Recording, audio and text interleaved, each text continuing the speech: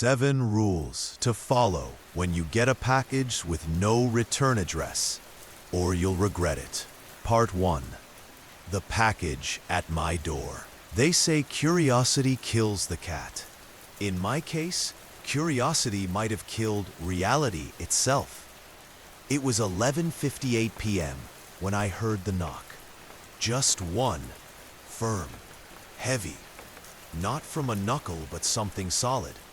A flat surface, maybe even the edge of a box. I live alone in a small townhouse, at the edge of the suburbs. No neighbors close enough to prank me, and definitely no reason anyone should be knocking at midnight. Still, I opened the door. No one stood there. Just a package, sitting neatly on the doormat. Brown cardboard, no labels, no stickers, no branding. Only my name, scrawled in red ink across the top. Isaac. That alone should have been enough to call the cops. But I didn't. Instead, I took it inside. It was heavier than it looked, and cold. Not fridge cold, metal cold. Like something had been resting in a freezer for weeks. The kind of cold that soaks into your bones if you hold it too long. I set it on the kitchen table and just stared at it. I think part of me expected it to move, or make a sound, or burst open like in one of those YouTube jump scare videos. But nothing happened. So, I cut it open. Inside was only one thing, a thick, folded piece of yellowed paper. I unfolded it. The writing was neat, centered, precise, like someone had spent hours making sure each letter looked perfect. At the top, it read, "Read carefully. These rules must be followed. 1. Do not destroy this list. 2. Do not tell anyone you received this package. 3. By sunrise, place the box back outside your door, unopened beyond this note. 4. You may hear knocking again before then. Do not answer the door. 5. If the knock comes more than once, it's not the same entity. Stay completely silent. 6. Do not fall asleep while the box is in your home. 7. Above all, never look inside the box." My fingers went numb halfway through reading. I looked inside the box again. Just the note. No hidden compartments. No blinking light. No wires. Just emptiness. But that couldn't be right. Why was it so heavy? I picked it up again, and this time I swore it pulsed, like a faint heartbeat. One slow thump, then stillness. I dropped it. Something thudded from inside the box. Once. Then silence. I backed away slowly. It was 12:07 a.m. I looked back at the list. The words seemed to shimmer, almost like they were alive, like they knew I was thinking about ignoring them. I reached for my phone to call someone, anyone, my sister, my friend Cam. But then I remembered. Rule 2. Do not tell anyone you received this package. I hesitated. My phone vibrated in my hand. Unknown number was calling. I didn't answer. I looked at the box again. It was open, and I never opened it. Part 2. What was inside? I didn't scream. Not because I wasn't terrified, but because something inside me froze the second I saw the flaps of the box spread open on their own. I hadn't moved. I hadn't touched it. But there it was, sitting on my kitchen table, yawning open like a mouth waiting to speak. There was something new inside, something that hadn't been there before. A small black envelope. It was sealed with wax, deep red wax, stamped with a strange symbol I couldn't quite understand, like an eye within a spiral, or a maze curled into a circle. The paper it was made from felt wrong. Not glossy, not matte, too smooth, like synthetic skin. My instincts screamed at me to throw it away, but Rule 1 whispered louder. Do not destroy this list. I picked up the envelope and carefully broke the seal. Inside was a single photograph. Old, sepia-toned, grainy. It showed a person standing at a front door. My front door. Same brick pattern, same light fixture, same crack in the concrete step. The person in the photo was blurry, like they were moving when it was taken. But their face? It was mine, only older, paler, with eyes completely black. Scrawled on the back in the same red ink, "One of you must go." I dropped the photo and stumbled backward, knocking over a chair. My head spun. This had to be some kind of prank, a social experiment. Hidden cameras, right? But then came the second knock. 2 quick raps. My breath caught in my throat. Rule 4. You may hear knocking again before then. Do not answer the door. Rule 5. If the knock comes more than once, it's not the same entity. Stay completely silent. I stood there, frozen. Another knock. This time, 4 raps.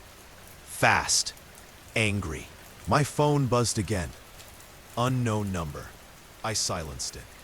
Then, something outside the window moved. A shadow. My shape, pacing on the porch, dragging something metallic. The motion was jerky, like a puppet being yanked forward by invisible strings. The figure turned and looked directly at me. Even through the closed blinds, even through the shadows, I knew. It was me. Just like the photo. But the eyes were wrong. Like they weren't meant for seeing, only watching. It raised one hand and knocked again. Once. This time, the walls trembled. I dropped to the floor and crawled behind the kitchen island, holding my breath. The box was still open on the table, but now something else sat beside it. A second list, shorter, sloppier, still written in red ink, but this time the letters bled slightly into the page, like they'd been written in a hurry, or with something still wet. It read, 1. You've already broken rule number 3. 2. It knows. 3. It wants to come in. 4. You only have until 3 a.m. to fix this. 5. Whatever you do, don't look at its hands. It was 12:41 a.m. The knocking had stopped, but the shadow was still there. And now, it wasn't outside the window anymore. It was in the hallway. Part 3. Don't look at its hands. The hallway stretched longer than it ever had before. I could hear my own breath, shallow, fast, as I crouched behind the kitchen island, clutching the second list in trembling hands. I peeked out just enough to see the entrance to the hallway, and I saw it. It was standing halfway down, motionless, half shrouded in shadow. Its head twitched, as though it were sniffing the air or listening. The thing looked exactly like me. Same hair, same build, same shirt I'd worn in the photo, but its movements were all wrong. Too precise, like it wasn't made of bones but wires and gears trying to mimic humanity. My phone buzzed again. 1:06 a.m. Unknown number. I reached for it, barely daring to breathe. A new text flashed on the screen. Don't look at its hands. As if on cue, the thing slowly raised both arms, like a puppet on strings. The skin on its wrists sagged, the fingers too long. jointed like insect legs. I tore my eyes away just in time. Another message came in. If you see them fully, it knows you're ready, and it will take you. I didn't need to be told twice. I stayed low and silent, listening as the floorboards creaked. The thing began to move, pacing slowly. Its bare feet slapped softly against the wood. Each step landed heavier than the last. I scanned the list again. You only have until 3 a.m. to fix this. Fix what? I looked back at the table. The open box was gone. Or rather, it had changed. Now it looked more like a suitcase, something you'd pack for a long trip. It sat there, its top open, filled with dark clothes I didn't recognize. And something else, a mirror. Not just any mirror, a compact oval one about the size of a hand. It shimmered unnaturally, as though reflecting a light source that wasn't in the room. The creature stopped moving. I couldn't see it, but I could feel its gaze. Not through my eyes, but deep in my chest, like a weight pressing down on my lungs. The list had one more line, faint, almost illegible. Find the mirror. Let it see you, but never see it back. I didn't know what that meant, but I had no time to question it. On all fours, I crawled toward the table. The thing in the hallway didn't move, but I could hear it breathing, gurgling, like lungs full of water. I grabbed the mirror. The glass was cold, colder than anything should be. Frost formed instantly on my fingers. I didn't look into it. Instead, I angled it toward the hallway, toward that thing, and I saw it, just a glimpse. In the reflection, it wasn't me. It was a carcass, stitched into human shape, eyes sewn shut, mouth slack. Its hands moving independently from the arms, crawling on their own like spiders. Then it screamed, a sound that wasn't a sound, more like a thought forced into my skull. I dropped the mirror, gasping, and covered my ears. The hallway light exploded.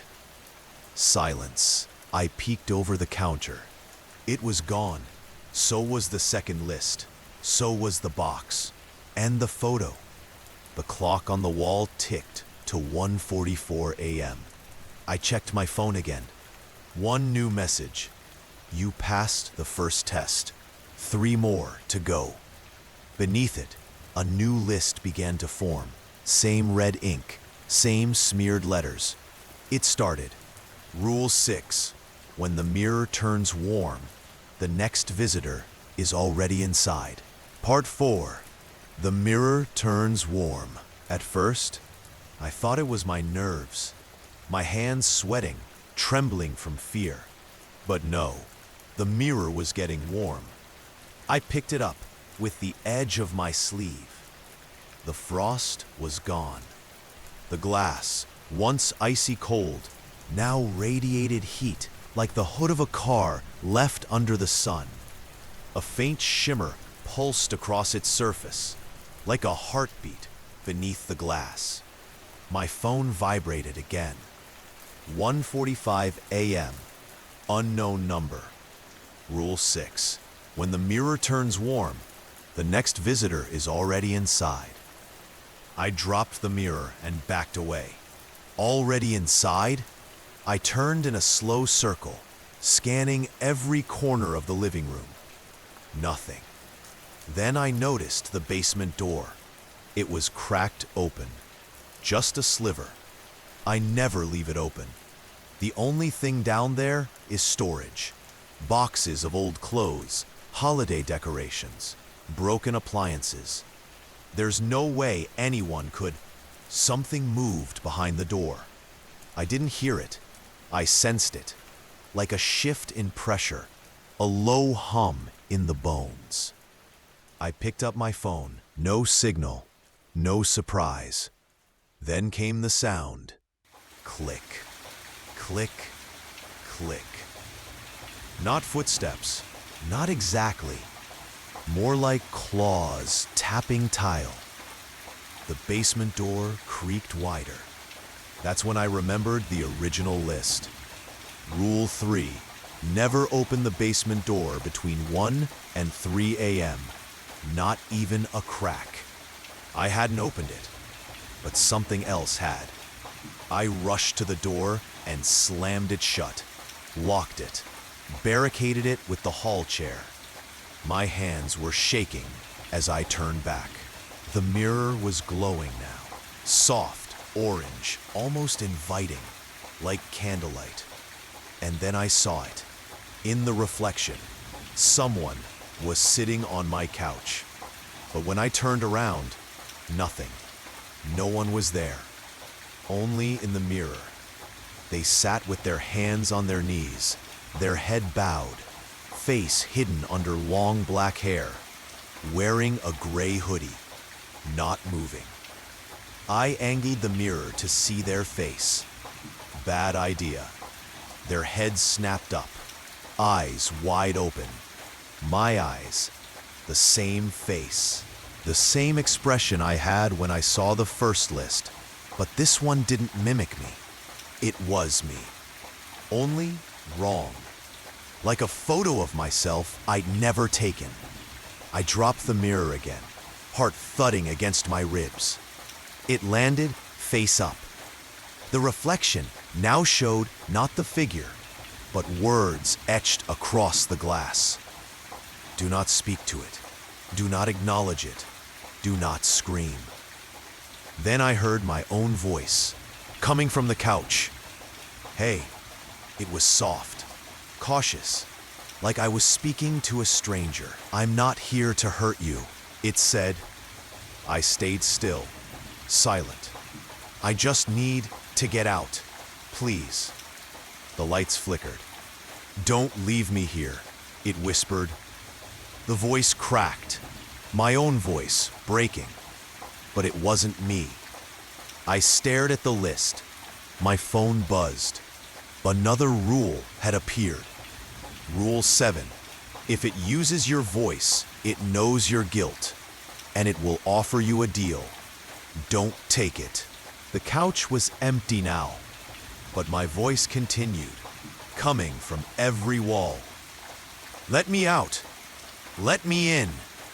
Let me become. The mirror turned cold again. The words vanished. The phone buzzed one last time. 1:59 a.m. 1 minute until the final choice. Then, silence. Not even the hum of the refrigerator. Just the ticking of the clock. 1 minute to choose. And I had no idea what the choice would be. Part 5. The final choice. 1:59 a.m. 60 seconds. That's all I had. The house was silent, but it wasn't peace. It was a pause, like everything was holding its breath. The mirror lay face up on the floor, now as cold as a gravestone. My reflection didn't move, but in the corner of the glass, I noticed something that hadn't been there before. A new object. It looked like an envelope. I looked around the room. No envelope in sight. I leaned closer to the mirror. The envelope sat on my coffee table, but only in the reflection. I turned toward the real table, empty. I glanced back at the mirror. The envelope now had my name scrawled across it in red ink. Then, a soft thump. I turned back, and there it was, on the actual table. No footsteps, no hands, no sound but the whisper of air. It just appeared. I stared at it. This had to be the choice, the deal mentioned in Rule 7. I picked it up. Inside was a single note. You've already broken a rule. You've already been seen. Sign your name below, and I'll take your place. You'll forget everything, You'll wake up safe. No more guilt, no more questions, just peace. Below the message was a line, a space for my signature. The moment I read it, I felt a pressure behind my eyes, like something inside me was trying to step forward. A presence rising from the shadows of my own mind. It wanted me to say yes, to end this. I nearly grabbed a pen. Then I remembered. If it uses your voice, it knows your guilt. What guilt? And then it hit me. 2 years ago, I was driving home from a party, late, tired. A rainstorm so thick it turned headlights into useless halos. The bump had been small, a flash of movement, a shape darting across the road. I never stopped, told myself it was nothing, but deep down, I knew. And now, so did it.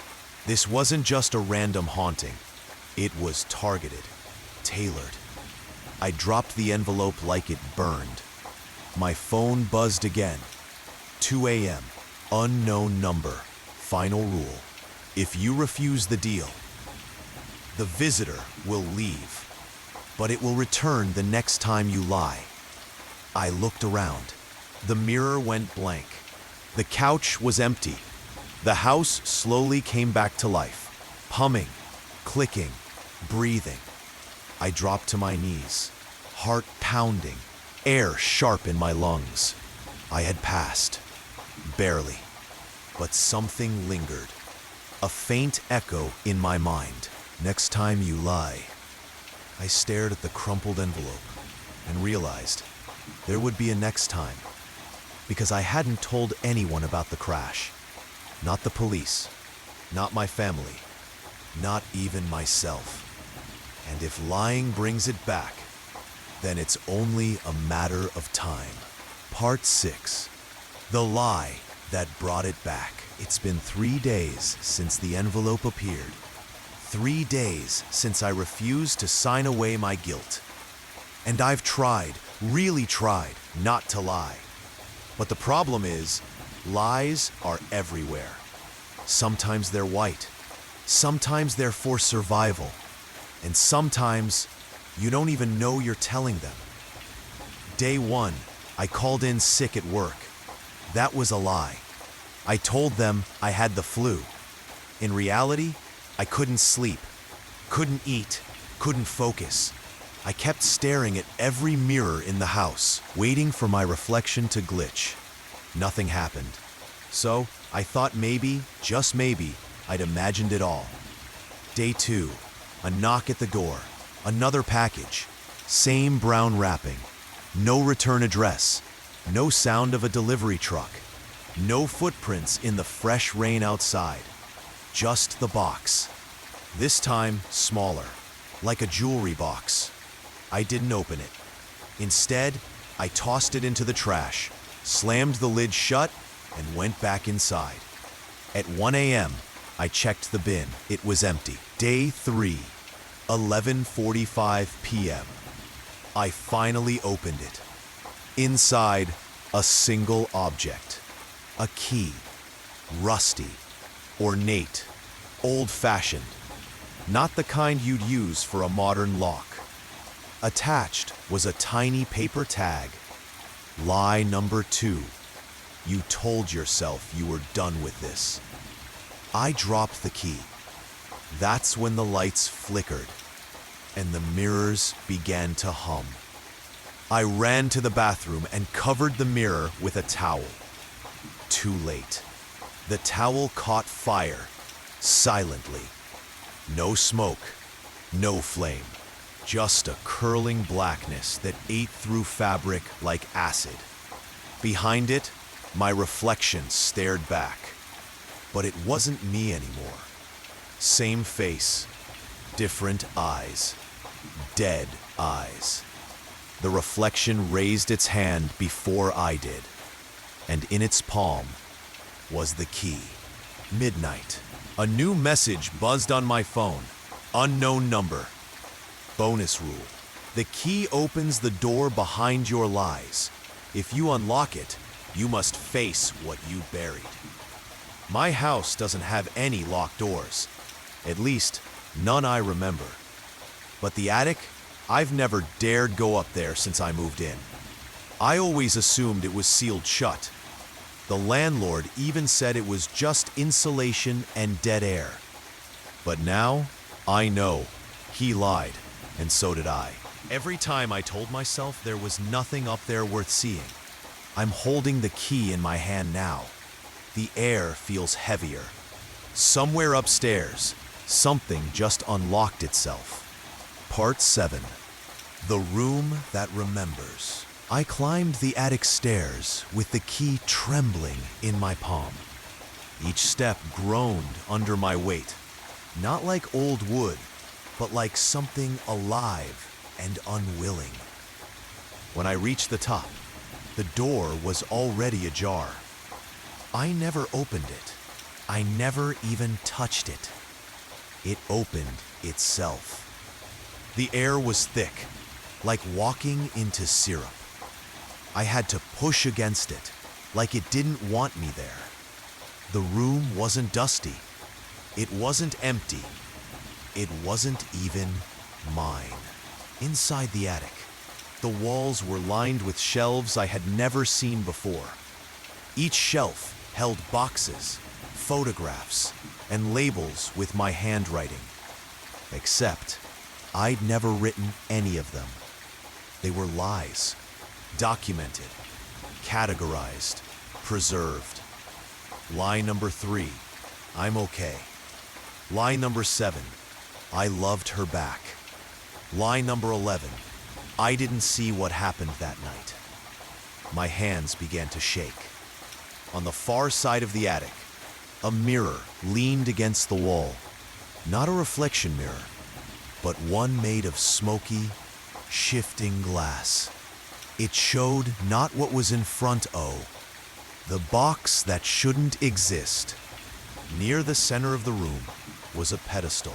On it sat a box, identical to the first one I received. Same wrapping, same string, only now it had a name on it. My name. And underneath, scrawled in black marker, "Final delivery, do not refuse." I didn't want to touch it, but I already had. The moment I walked up those stairs, something claimed me. Something that feeds on the lies we bury and returns them in pieces. I opened the box. Inside, a phone.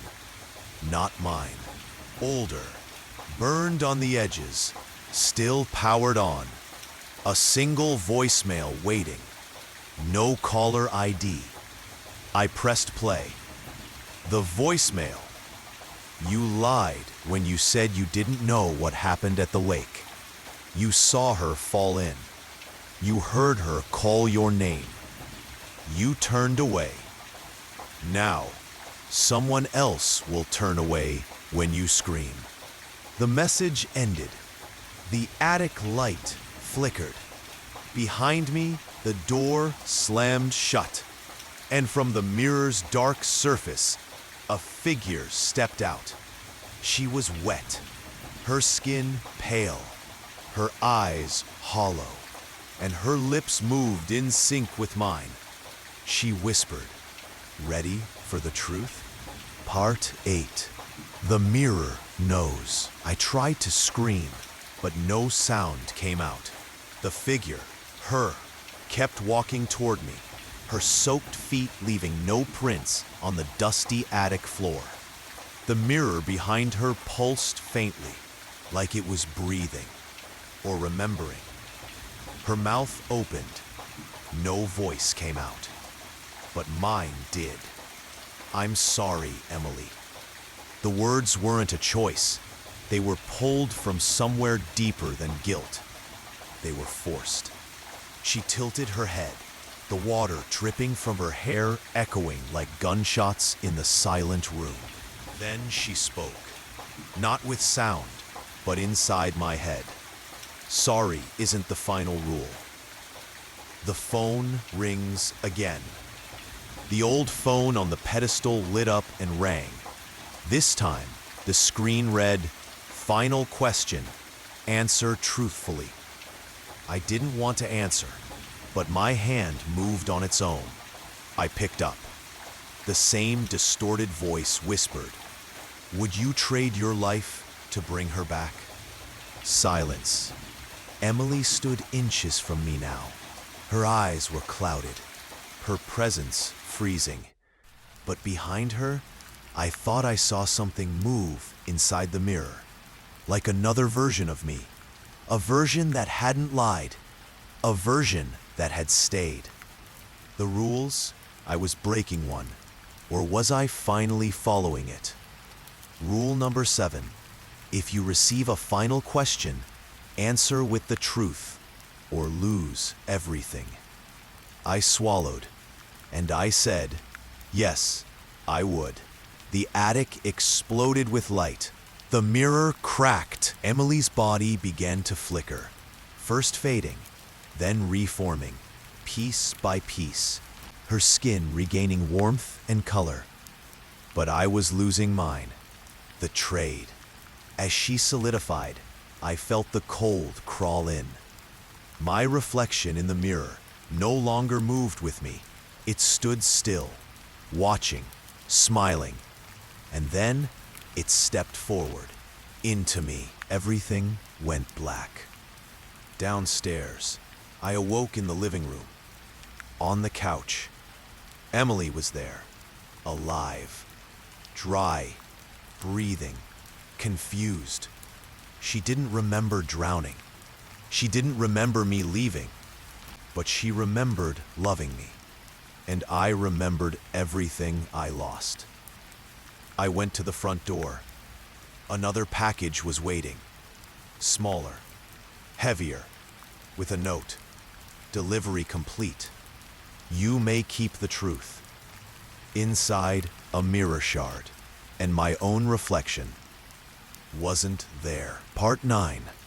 The reflection that stayed. For days, I avoided mirrors, windows, puddles, anything that could reflect. Because now, every time I caught a glimpse, I saw nothing. Not a smudge, not a blur. Just emptiness where I should be. Emily didn't notice, or pretended not to.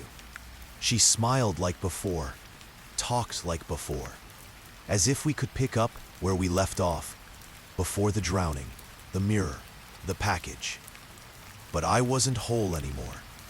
I was a man without a reflection, a familiar voice. That night, I found another note slipped under the door, handwritten in trembling ink. Your trade is incomplete. The mirror still holds your truth. Below it, in bold red, final rule added. Reclaim your reflection before sunrise, or it becomes permanent. My blood ran cold. I checked the clock. 3:33 a.m. The house was quiet, except for a soft hum, coming from the attic. The mirror is not gone. I climbed the stairs, step by step. The air grew denser. In the attic, the mirror was no longer cracked. It had reformed. But what stood in its surface wasn't me. It was him, my reflection. But he looked better, healthier, more confident, whole. He looked like the man I could have been if I'd told the truth sooner, if I'd never left her behind. He smiled at me, then raised a hand and knocked on the inside of the glass. Rule number 8, unwritten. Never let the reflection speak first. Too late. His mouth moved, but I heard my voice. You gave up your truth too easily. I live now. You fade. I tried to turn away, but my feet wouldn't move. My skin began to gray. My breath fogged only his side of the mirror. He tapped the glass again. Cracks began to form on my side. Emily walks in. She called out behind me, groggy and confused. "Are you okay? Why are you up here?" I turned to warn her. "Don't look at it. Don't speak." But her eyes had already locked with mine, or his, and suddenly she smiled. Not at me, at him. The mirror opens. Like water parting, the glass rippled. My reflection stepped forward into the attic, took my hand, took her hand, and whispered, "Let me fix everything." And she let him. She didn't even notice me disappearing.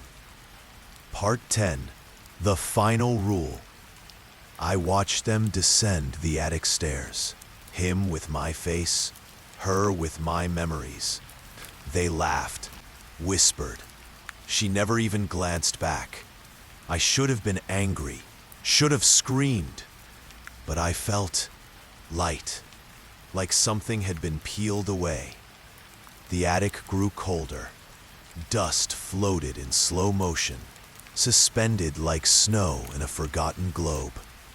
The mirror behind me began to hum again, but not like before, not malicious, not hungry. It sounded calm, inviting. I turned back, and there, written in golden letters across the glass, was the true final rule. Rule number 7. If you lose yourself, step through and begin again. The other side. I reached out. My hand passed through the glass like it was water warmed by sunlight. No resistance, no pain, just a soft pull. I stepped in, and everything inverted. The attic vanished. I stood in a room of mirrors, but none reflected me. Instead, each showed a different life, a different version of me. Some older, some younger, some never having made the mistakes I did. And then I saw one mirror at the far end flicker. It showed a blank canvas, a version of me yet to be written. The choice. A voice echoed, not from the mirrors, but from inside me. Choose who you become, but remember the cost. I hesitated. Then I stepped toward the blank mirror. It didn't reflect anything, just shimmered like a still lake before dawn. My hand touched the surface, and for the first time in days, I felt warm, whole, alive. Emily's apartment, weeks later. She sat at the kitchen table, stirring coffee absent-mindedly. Across from her, he, my reflection, read the paper. He looked perfect, too perfect. Then he paused. His hand twitched, just slightly, and in the spoon's curved reflection, he wasn't there. Emily blinked, slowly looked up at him. "Who are you?" In the mirror world, I smiled. I didn't need to go back. Not anymore. Because some doors are meant to close forever, and some reflections are meant to be free. Psst. Thank you for staying till the end. If your heart's still beating, maybe it's time to like, share, and subscribe. We'll be waiting here every week with a new nightmare just for you. Remember, in the silence, something always listens back.